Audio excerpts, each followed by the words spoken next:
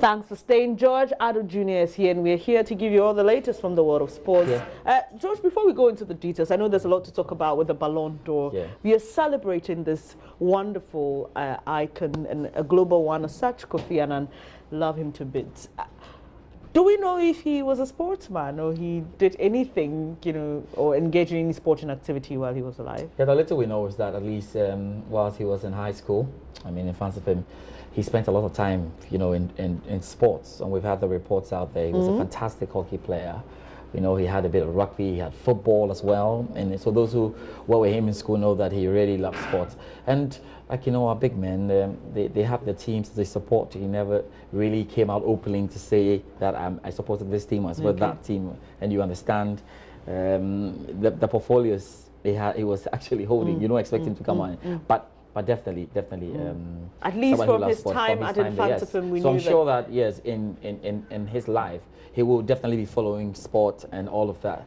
To catch him and do an interview, I mean, that's probably a chance we missed. But, probably, great stuff. But we can still find out from family. But let's move on to the Ballon d'Or because Sergio Ramos, who is captain of reigning UEFA Champions League title holders. It's like he's putting in my face. He's reminding Real Madrid seems to have an issue because he's got one former colleague in there and a colleague in there. So he's got Luka Modric, who's still playing with Real Madrid, and Ronaldo, who used to play with Real Madrid. But he seems to have his support behind Modric. Yeah, he's trying to say that Modric deserves to win it.